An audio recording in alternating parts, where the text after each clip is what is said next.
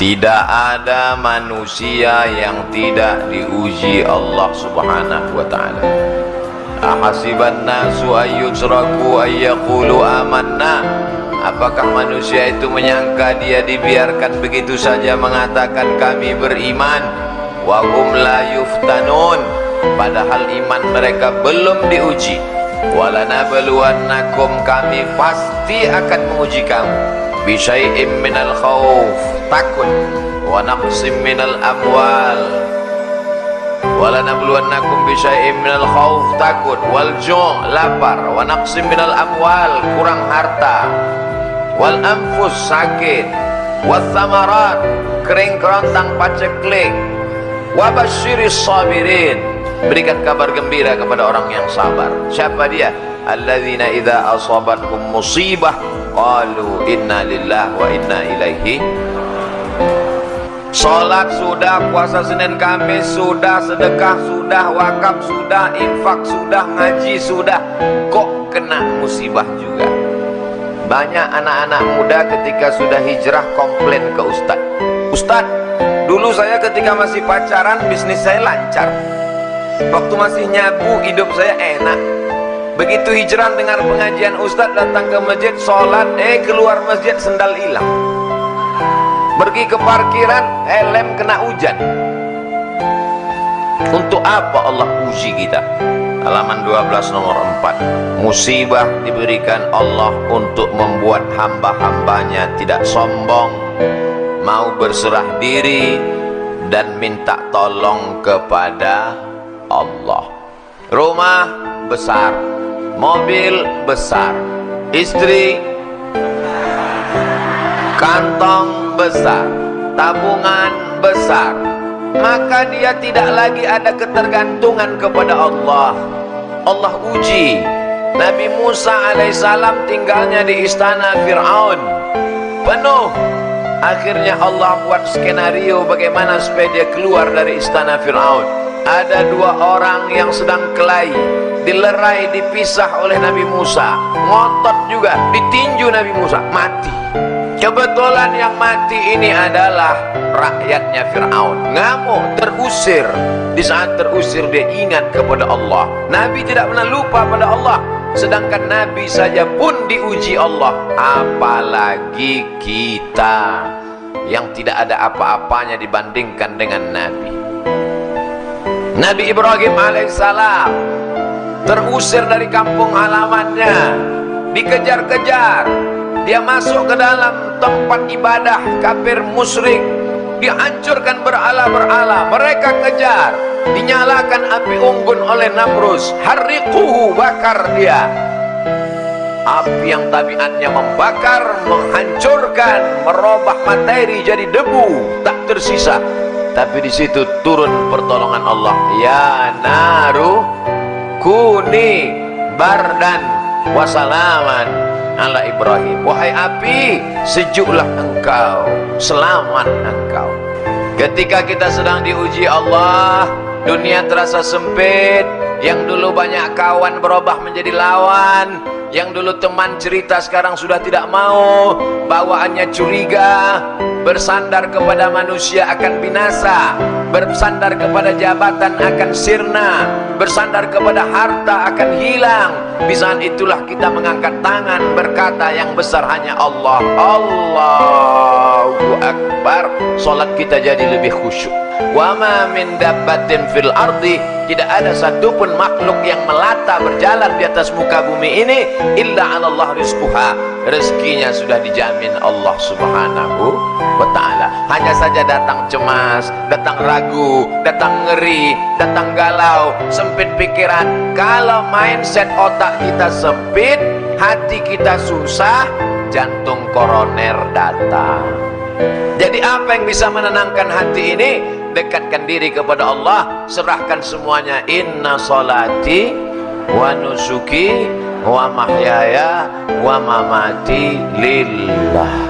At-tahiyatul mubarakatus salawatut tayyibatu lillah.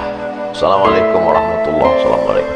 La ilaha illallah dahu la syarikalah, lahul mulku wa lahul hamdu, yuhyi wa yumit wa huwa ala kulli syai'in qadir. Serahkan pada Allah. Kelompok A, kelompok B. Yang kelompok A sholat, orangnya baik, zikir, nggak dapat ikan. Yang kelompok B nggak sholat, mabuk, minum khamar, ikannya banyak. Kata yang kelompok A, Tuhan nggak adil. Kita yang sholat kok nggak dapat ikan, mereka nggak sholat. Dia lupa bahwa yang sholat diuji kesabarannya, sedangkan yang tidak sholat sedang dipermainkan dengan Pak Ustadz, dulu saya sebelum hijrah bisnis saya lancar-lancar aja. Sekarang setelah hijrah ini sulit, susah. Dulu diuji dengan harta, kau tidak lulus. Sekarang diuji dengan kesulitan pun kau tak lulus juga. Emangnya Allah tidak tahu kalau kita ini layak atau tidak layak menjadi penghuni surga? Allah tahu. Lalu kenapa dia uji kita? Dia mau ngasih tahu diri kita untuk kita sendiri paham. Oh, sesungguhnya aku ternyata nggak lulus jadi penghuni surga. Allah Maha tahu. Wa na'lamu ma tuwaswisu bihi nafsuh. Kami tahu apa yang berbisik-bisik dalam hatimu. Akhirnya kelompok yang sholat tadi nggak sholat subuh. Begitu nggak sholat subuh, mancing, langsung dapat ikan, dan perut ikannya dibelah, ada permata di dalam. Tuh, ternyata kalau nggak sholat dapat rezeki. Tapi ada satu yang ingat dia, Allah sedang menguji kita. Dia serta sampah permata, sampah dunia. Kenapa dia buang? Karena kita mendapatkan ini dalam keadaan kita meninggalkan perintah Allah Subhanahu wa ta'ala. Buangkan, mancing sekali lagi, sholat, tobat, mancing sekali lagi, dapat ikan yang lebih besar, permatanya lebih besar. Allah mengganti kesabaran. Sabar, sabar bukan berarti hanya sekedar menahan diri, tapi sabar. Banyak orang menyangka sabar ketika nahan diri dari sakit. Sabar ya, sabar ya. Ini sabar paling tinggi. Sabar ketika mendapat ikan ada permata dalam perutnya, dalam keadaan tidak sholat. Inilah sabar yang paling berat. Datang orang ke rumah kita bawa uang 1 koper, mau nyogok kita. Kita kira sabar nggak? Diam. Sakit, sabar. Mati, sabar. Covid, sabar. Demam, sabar.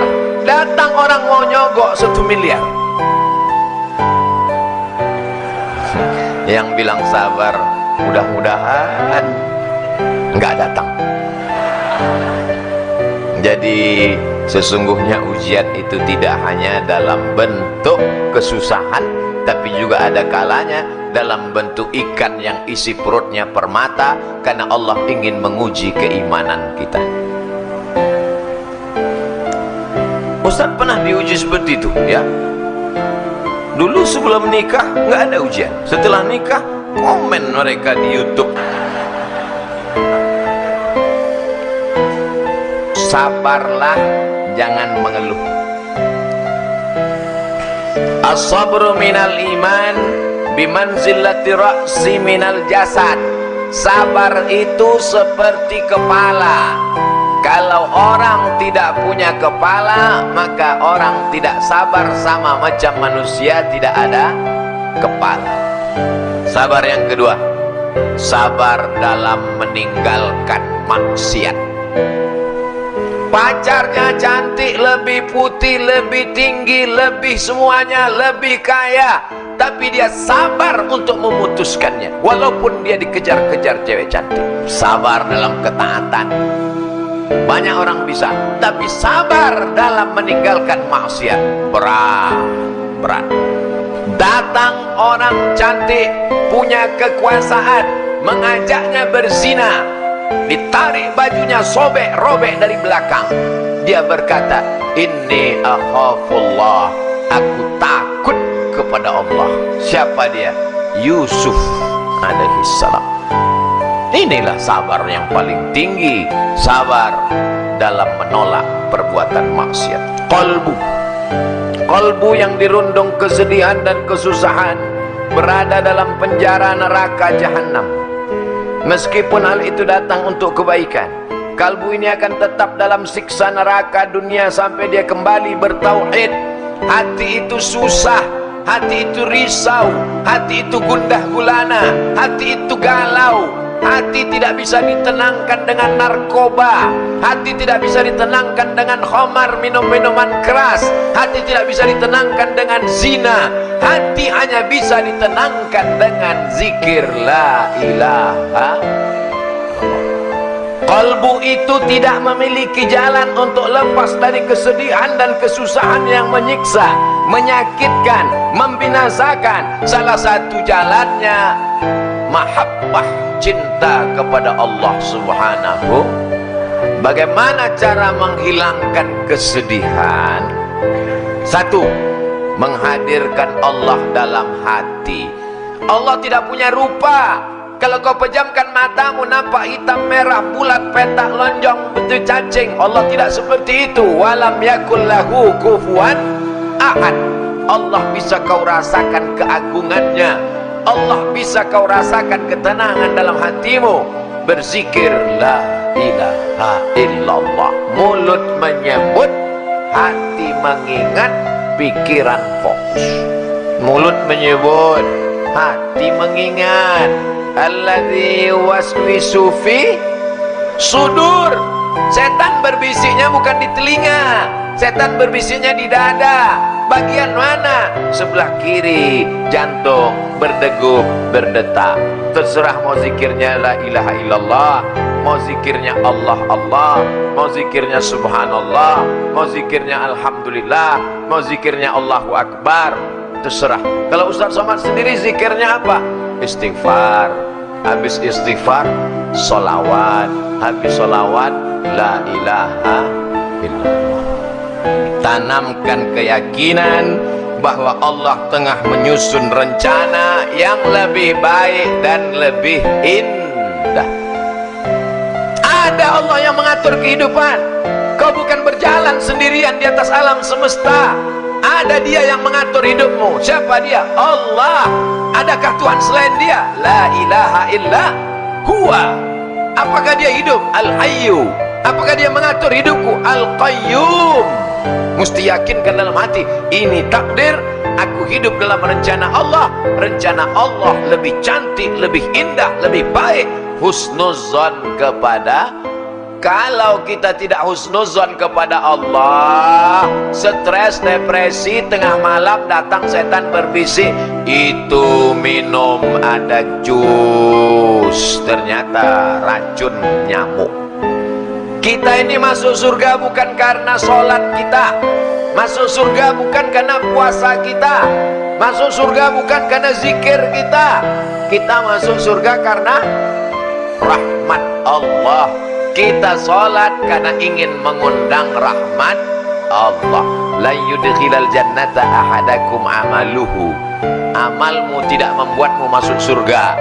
Lalu yang membuat kita masuk surga itu apa? Illa ayyataghammadani Allahu birahmatih.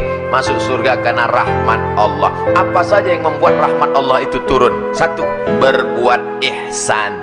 Dalilnya, inna rahmatallah, rahmat Allah qaribun, dekat, minal muhsinin, dekat kepada orang yang berbuat ihsan. Apa yang membuat rahmat Allah turun? Fa ammal ladzina amanu billah, orang yang beriman kepada Allah, wa'tasamu bihi, berpegang teguh dengan Allah, fasayudkhiluhum fi rahmatim min, dia akan dimasukkan Allah ke dalam rahmatnya. Beriman dan berpegang teguh. Banyak orang beriman tapi tak berpegang teguh. Tiga, sabar ditimpa musibah. Ulaika alaihim salawatum min rabbihim wa rahmah. Orang yang sabar ditimpa musibah, maka dia mendapatkan rahmat dari Allah SWT. Empat, takwa. Uktub lana fi hadhihi dunya hasanatan wa fil akhirati inna hudna ilaik. Qala adzabi usibu bihi man asya' wa rahmati wasi'at kulla syai'. Rahmat Allah SWT untuk orang yang bertakwa. 6. Berbuat baik. Inna rahmatallahi qaribum minal muhsinin. 7. Berhijrah, berjihad. Ulaika yarjuna rahmatallah. Mereka mengharapkan rahmat Allah. 8. Laula tastaghfirunallah. Banyak-banyaklah kamu beristighfar kepada Allah. La'allakum turhamun. Kamu dapat rahmat. 9. Mendengarkan bacaan Quran. Wa idza quri'al Quran. Kalau ada orang baca Quran, fastami'u lahu, dengar baik-baik. Wa ansitu, diam. La'allakum turhamun.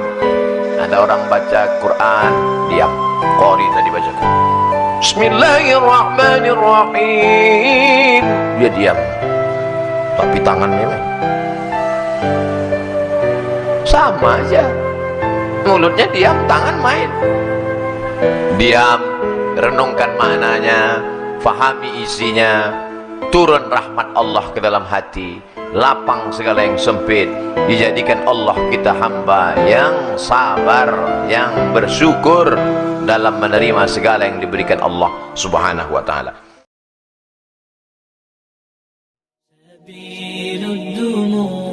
سبيل مريح تنهدى